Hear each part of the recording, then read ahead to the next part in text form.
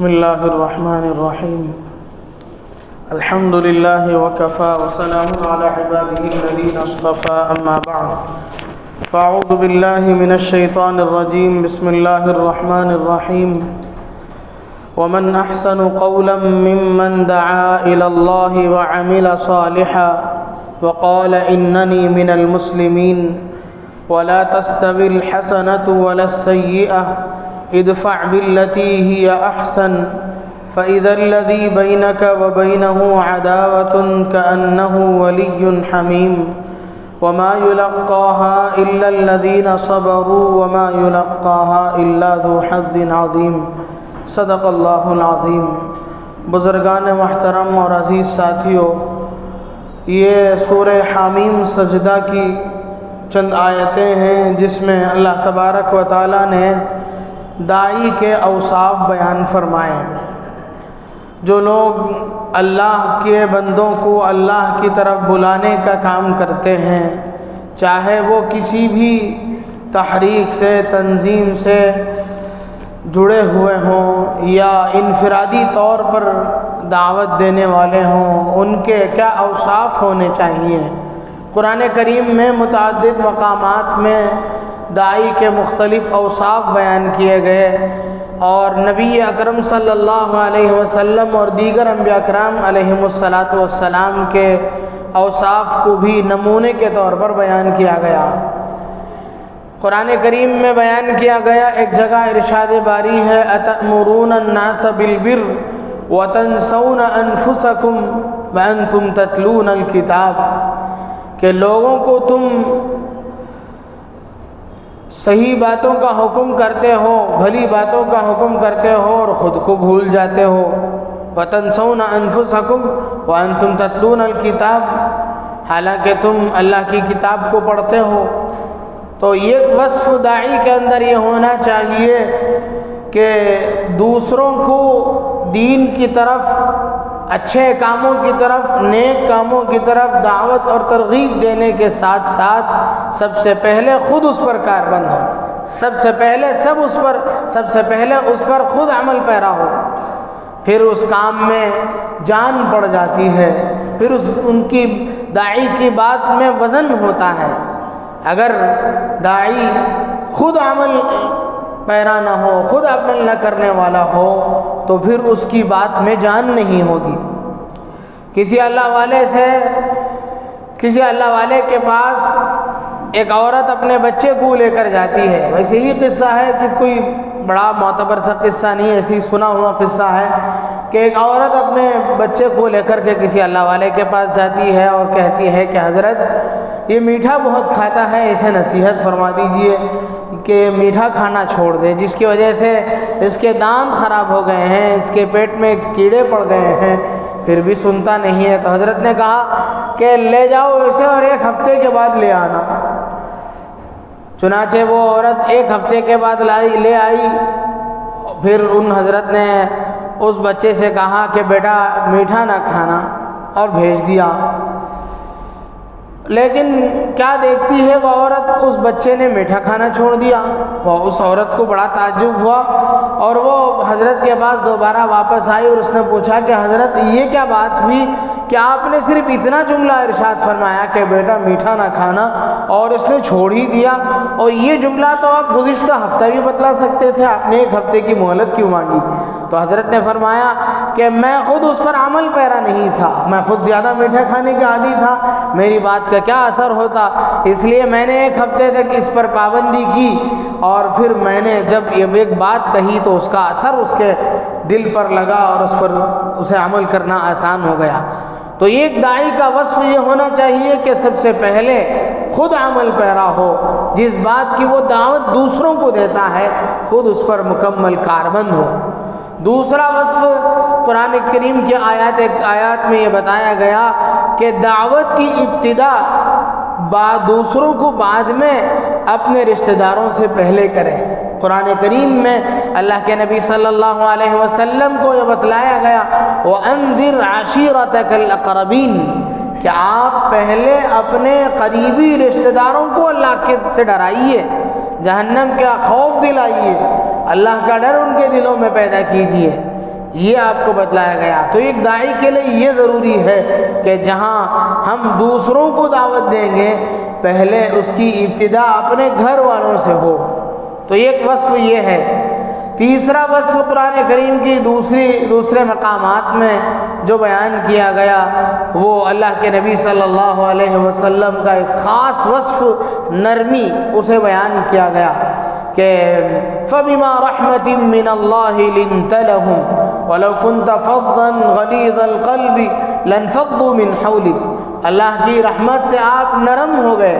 اگر آپ سخت گیر ہوتے، آپ چھوٹی چھوٹی باتوں پر سخت طریقے سے اپنے ساتھیوں کے ساتھ داروگیر کرنے والے ہوتے، پکڑ دھکڑ کرنے والے ہوتے، تو پھر یہ صحابہ آپ کے پاس سے بھاگ جاتے۔ لَانفَضُّوا مِنْ حَوْلِكَ، یہ اللہ کی مہربانی ہے کہ اللہ نے آپ کے اندر نرمی ڈال دی۔ تو ایک وصف داعی کے اندر یہ بھی ہونا چاہیے کہ اس کا مزاج نرم ہو، اس کا مزاج گرم نہ ہو۔ اس سے دعوت کے کاموں میں مدد حاصل ہوگی۔ حضرات انبیاء کرام علیہم السلام کو اللہ تبارک و تعالیٰ نے اس پر حضرات انبیاء کرام کی تعریف فرمائی اور اس کی تاکید فرمائی، تو ماں و شمع کا کیا حال۔ اور ایک وصف یہ ہونا چاہیے کہ ہم جس سے بھی بات کریں، بات کرتے وقت بھی اس کے ساتھ نرمی کا برتاؤ کریں۔ قولا له قولا لینا لعلہ یتذکر او یخشی، دعوت میں اسلوب جو اختیار کیا جائے گا، طریقہ جو اختیار کیا جائے گا وہ نرمی کا ہوگا۔ حضرت سیدنا موسیٰ علیہ السلام سے اور حضرت ہارون علیہ السلام سے جب وہ لوگ فرعون کو دعوت دینے کے لیے جا رہے تھے تو ان سے یہ کہا گیا قولا لہ قولا لینا، آپ ان سے نرم لہجے میں بات کیجئے۔ آپ یہ نہ کہیے کہ تو غلط ہے اور میں نبی وقت ہوں، اس طریقے کی باتیں نہ ہوں، بلکہ آپ نرم لہجے سے اس سے مخاطب ہوں۔ تو اس سے یہ مطلب علماء کرام نکالتے ہیں کہ دنیا میں جسے دعوت دی جائے گی وہ فرعون سے بدتر تو نہیں ہو سکتا، اور جو دعوت دینے والا ہوگا وہ حضرت موسیٰ سے بڑا تو نہیں ہو سکتا۔ جب فرعون جیسے بدترین انسان سے نبی وقت حضرت موسیٰ کو اس بات کی تاکید دی گئی تو ماں و شمع کو اس کا بہت زیادہ اہتمام ہونا چاہیے۔ تو ایک داعی کے لیے بہت ضروری ہے کہ اپنی گفتگو میں نرمی لائے، اپنا مزاج بھی نرم ہو جیسا کہ پہلی آیت میں بتلایا گیا، اور اپنی بات میں بھی نرمی ہو۔ ایک وصف اور یہ بیان کیا گیا کہ ہمارے کسی بھی دین کے کام میں، ہمارے کسی بھی دعوت کے کام میں یہ نہ ہو کہ ہم اس کا کسی قسم کا کوئی بھی کسی بھی اجر کی ہم امید رکھیں۔ اللہ کے نبی صلی اللہ علیہ وسلم اور دیگر انبیاء کرام علیہم السلام کا ایک وصف جو بیان کیا گیا اور خاص طور سے بیان کیا گیا وہ یہ تھا کہ انبیاء کرام علیہم السلام سے ایک کہلوایا گیا وما اسألکم علیہ اجرا ان اجری الا علی رب العالمین، میں جو اللہ کی طرف تمہیں بلا رہا ہوں، تم پر محنت کر رہا ہوں، اس کا مطلب یہ نہیں ہے کہ میں تم سے کسی قسم کی امید رکھ رہا ہوں، نہیں، تمہارے سے میری کوئی امید وابستہ نہیں ہے، میرا اجر میرا اللہ مجھے دے گا، تم سے کسی بھی قسم کے اجر کی امید میں نہیں رکھتا ہوں۔ اجر تو اجر، بلکہ نبی اکرم صلی اللہ علیہ وسلم نے گالیاں سنی، نبی اکرم حضرات انبیاء کرام علیہ السلام کے ساتھ سخت لہجے میں بات کیے گئے، آپ کو اچھے طریقے سے بات کرنے کی تاکید کی گئی۔ یہی جو آیت آج کی جو آیت ہے اسی میں فرمایا گا ادفع باللتی ہی احسن، آپ ایسے انداز سے اس کا جواب دیجئے، آپ اس کا بدلہ اس انداز سے دیجئے جو اس کی بات کے مقابلے میں بہترین ہو۔ پھر کیا ہوگا؟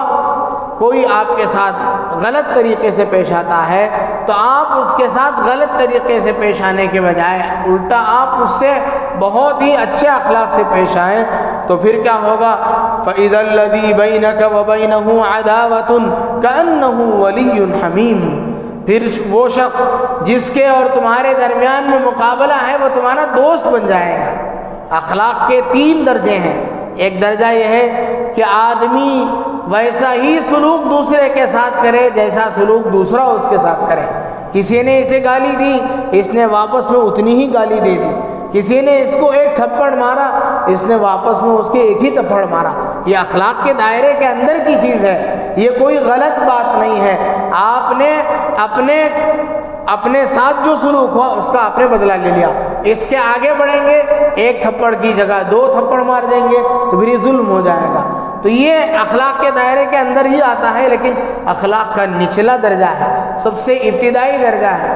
اس سے اوپر کا ایک درجہ ہے، وہ ہے کہ کوئی آپ کے ساتھ برا سلوک کرے، کسی نے آپ کو نقصان پہنچایا ہو تو آپ کھلے دل سے، آپ بڑے دل سے اسے معاف کر دیں، یہ اس سے اونچا درجہ ہے۔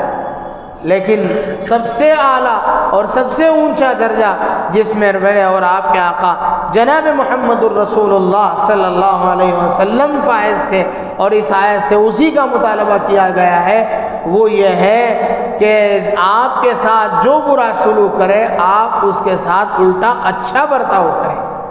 آپ کے ساتھ برا سلوک کرنے والے کا برا بدلہ نہیں، آپ کے ساتھ جس نے برا سلوک کیا اس کو معاف کرنا نہیں، بلکہ اس کو معاف کرنے کے ساتھ ساتھ ایک قدم آگے بڑھ کے آپ الٹا اس کے ساتھ احسان والا معاملہ کریں۔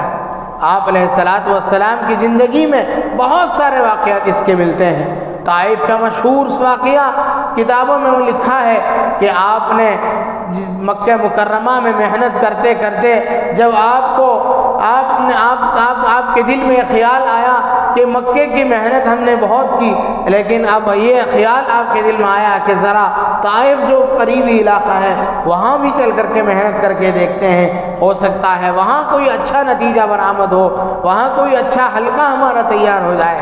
اس ارادے سے آپ وہاں جاتے ہیں کہ 3 سردار مشہور ہوتے ہیں، ایک سے ملاقات ہوتی ہے تو کہتا ہے کہ اللہ کو تیرے علاوہ کوئی ملا ہی نہیں تھا، تو ہی ملا تھا، تجھے ہی کو بھیجنا تھا۔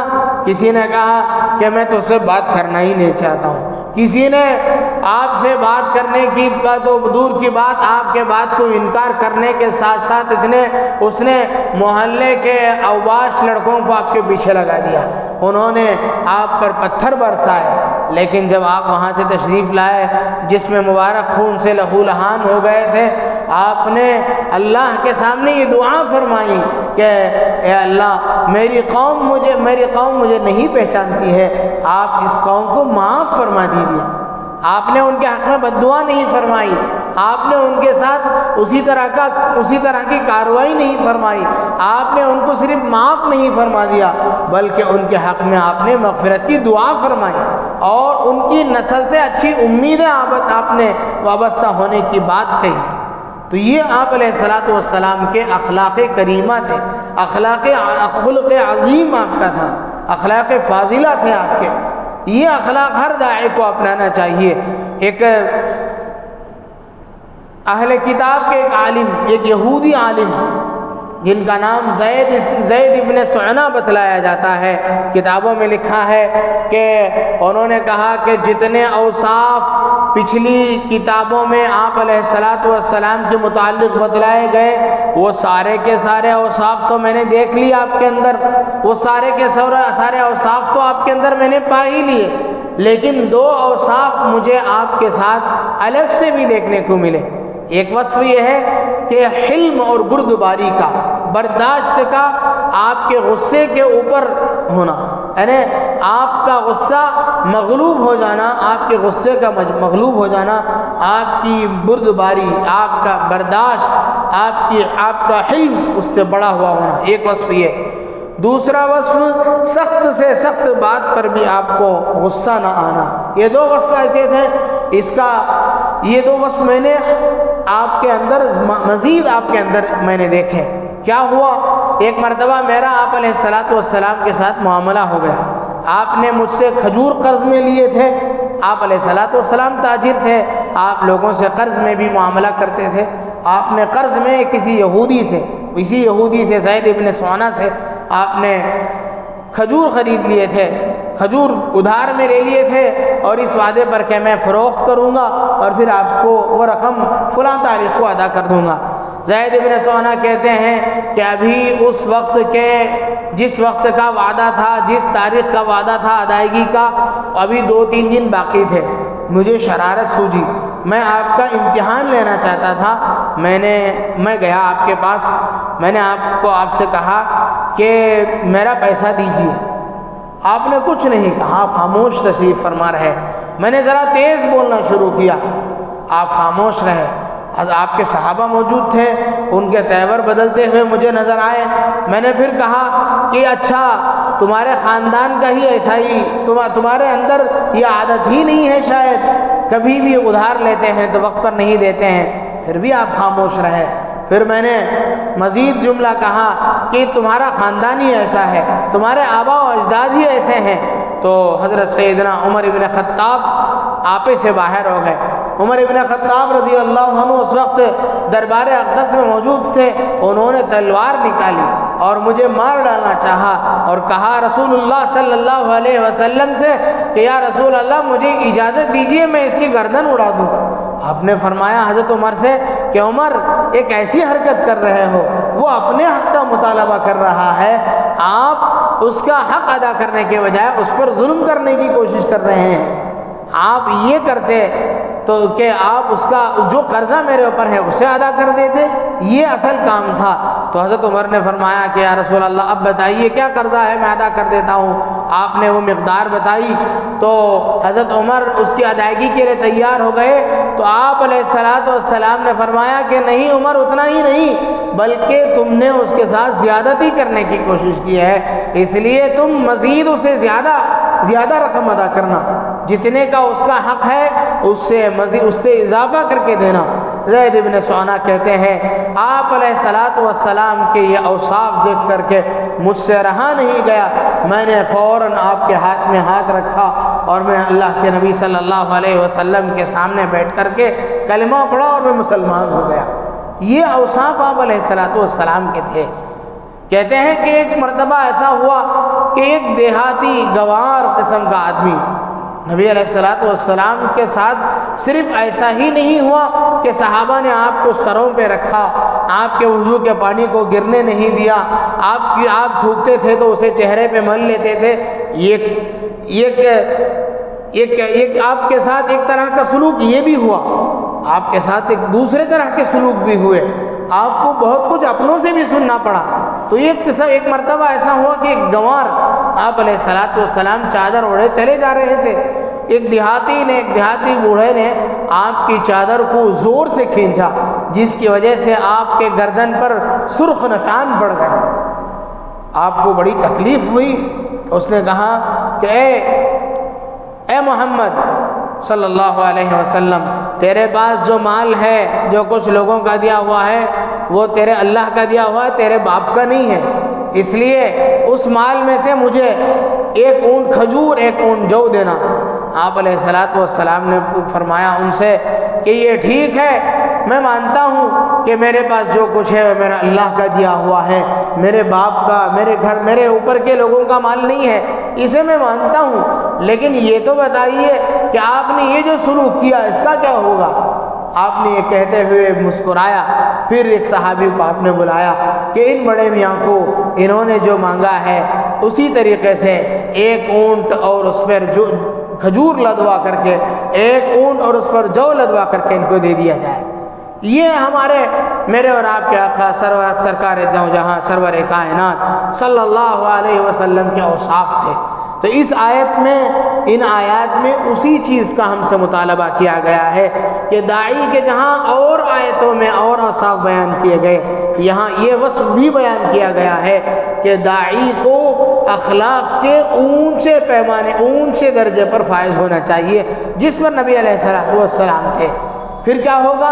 ادفع باللتی ہی احسن، کیا ہوگا اس کے بدلے میں؟ فاذا الذی بینک وبینہ عداوہ، پھر وہ شخص جس میں اور آپ کے درمیان میں دشمنی تھی، جو آپ کے دعوتی کاموں کی وجہ سے آپ کا مخالف بنا ہوا تھا، کأنہ ولی حمیم، وہ ایسا ہو جائے گا وہ ایسا ہو جائے گا جیسا تمہارا پرانا اور گہرا دوست ہو، پھر تمہاری دشمنیاں ختم ہو جائیں گی۔ تو یہ اوصاف اللہ تبارک و تعالیٰ نے مختلف اوصاف قرآن کریم میں داعی کے بتلائے۔ ایک وصف آپ علیہ السلام کا یہ بھی بتلایا، ان ناشئۃ اللیل ہی اشد وطئا، کہ آپ علیہ السلام دن میں بندوں پر محنت کرنے کے ساتھ ساتھ رات میں اللہ کے سامنے راز و نیاز کر کے اللہ کے بندوں کا نام بنام ان کے نام سے دعا بھی کرتے تھے۔